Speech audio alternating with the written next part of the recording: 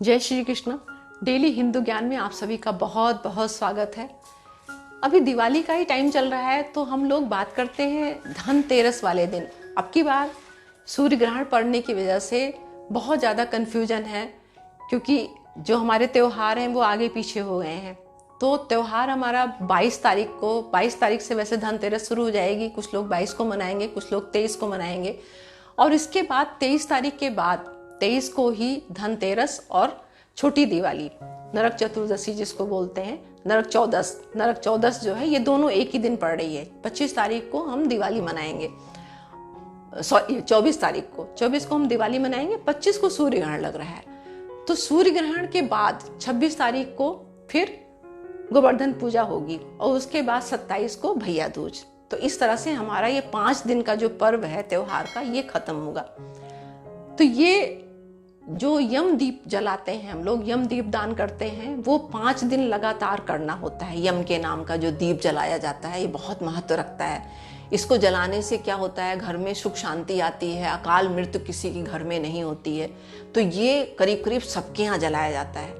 और इसको जलाने के लिए 5 दिवस, पूरे 5 दिन लगातार हमें दक्षिण दिशा में, घर के बाहर जो मेन गेट है उसके बाहर दक्षिण दिशा में हमें ये दीपक जलाना होता है।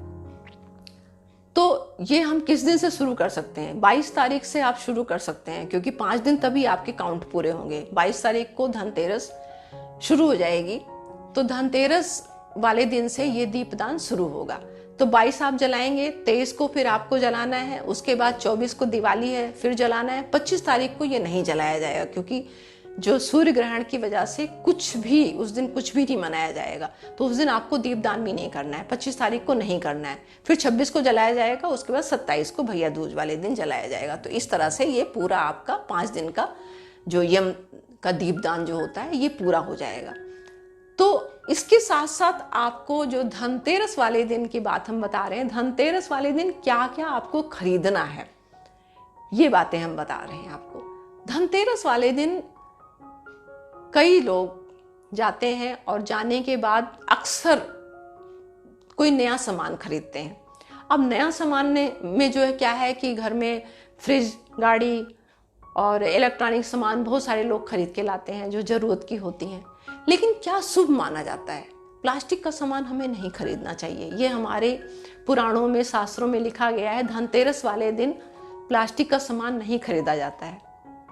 इसलिए आप कोशिश करें आगे पीछे जरूर खरीद लें, लेकिन इस दिन प्लास्टिक का कोई भी सामान या इलेक्ट्रॉनिक सामान आप अपने घर में ना लाएं, क्योंकि जो इलेक्ट्रॉनिक सामान होता है, बिजली का जो भी सामान होता है, वो ज्वलनशील एक तरह से ऐसी चीज़ है जो आपके घर में एनर्जी पैदा करती है। तो वो गलत एनर्जी भी पैदा कर सकती है। आपको अपने घर में क्या लाना है? आपको घर में अपने सोना बहुत शुभ माना जाता है, क्योंकि सोने में विष्णु जी का वास माना जाता है। विष्णु जी का पीला है ना सोना, तो सोना पीला जो है वो विष्णु जी का प्रतीक माना गया और लक्ष्मी जी का वास माना जाता है। तो लक्ष्मी जी जो है वो सोना खरीदने से बहुत प्रसन्न होती हैं। लेकिन अगर आप, पहला नंबर तो सोना है, सोना अगर आप थोड़ा लाएं, ज़्यादा लाएं, अपनी सामर्थ्य के हिसाब से आप खरीद सकते हैं। लेकिन अगर बहुत लोग इतना महंगा सोना है नहीं खरीद सकते हैं, तो दूसरे नंबर पे चांदी आती है। चांदी भी बहुत शुभ मानी जाती है। चांदी भी बहुत शुभ मानी जाती है, क्योंकि चांदी में भी लक्ष्मी जी का वास होता है। तो चांदी की आप कोई भी चीज़ खरीद सकते हैं, छोटी बड़ी। चांदी का सिक्का खरीद सकते हैं, लक्ष्मी गणेश जी का जो सिक्का आता है वो खरीद सकते हैं। चांदी के बर्तन खरीद सकते हैं, चांदी के कोई गहने खरीद सकते हैं। जो भी आप खरीदना चाहें उस दिन चांदी की कोई ना कोई चीज़ आप जरूर खरीदिए, छोटी बड़ी कुछ भी खरीदिए, लेकिन खरीदिए। और उसको खरीदने के बाद ला के धनतेरस वाले दिन उसकी पूजा करिए। आप उसको, लक्ष्मी जी की जब पूजा करें तो उसकी भी पूजा करिए आप। इसके साथ साथ आपको जो बर्तन खरीदने हैं, बर्तन जो कांसा होता है, कांसा, पीतल, इसका बर्तन बहुत शुभ माना जाता है। आप तांबे का भी बर्तन खरीद सकते हैं। लेकिन आपको क्या नहीं खरीदना है? आजकल स्टील का बहुत ज़्यादा प्रचलन है, तो स्टील के, ज़्यादातर लोग स्टील के बर्तन खरीद के लाते हैं। ये काम आपको भूल के भी नहीं करना है, क्योंकि स्टील के ऊपर पॉलिश ज़रूर चढ़ी होती है स्टील की, लेकिन अंदर वो लोहा होता है।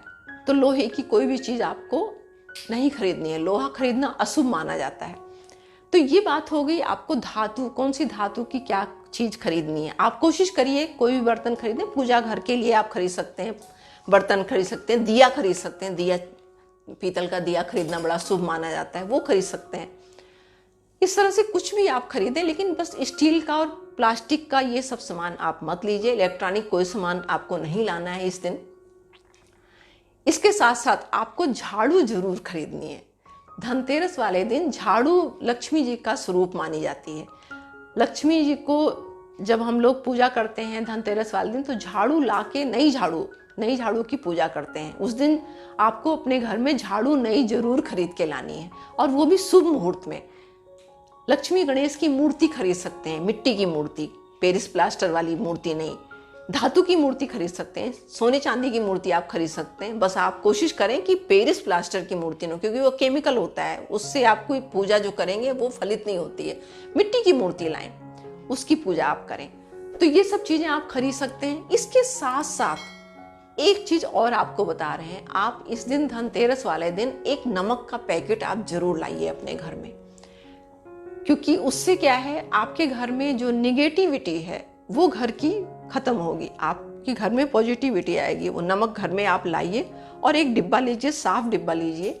कांच का डिब्बा है तो बहुत ही बेहतर है, प्लास्टिक का डिब्बा ना हो, कांच के डिब्बे में वो नमक का पैकेट खोल के उसमें भर लीजिए, और उसमें से थोड़ा सा नमक अपने घर में जरूर इस्तेमाल करिए। उसके बाद वो नमक बाद में आप खा सकते हैं, लेकिन थोड़ा सा नमक उस दिन धनतेरस वाले दिन जरूर इस्तेमाल करिएगा। आप थोड़ा सा निकाल के घर के किसी बाथरूम वगैरह में कहीं पर कटोरी में रख भी सकते हैं। आपके घर की जितनी भी निगेटिविटी होगी वो सब खत्म हो जाएगी, और पॉजिटिविटी घर में होती है तो घर में लक्ष्मी का परमानेंट अस्थायी निवास होता है।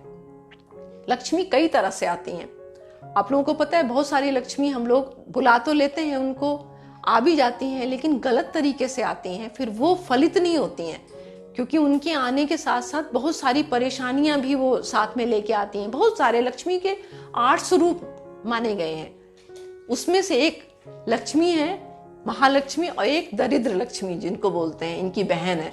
तो कई तरह की लक्ष्मी हम लोग, जो पैसा आता है घर में, तो वो किस तरीके से आता है वो आपको बताएंगे कई दूसरी वीडियो में, कि कितनी तरह की लक्ष्मी होती है और किस लक्ष्मी के आने से क्या क्या होता है घर में। तो आपको वो लक्ष्मी लेके आना है घर में, जिनसे आपके घर में बरकत हो। उस पैसे को आप जहां कहीं लगाएं वो कई गुना होके बढ़ के आए, उससे खुशियां आपके घर में आए, आपके परिवार में खुशियां आए, और आपका घर दिन दूनी रात चौगुनी तरक्की करे, उन्नति करे।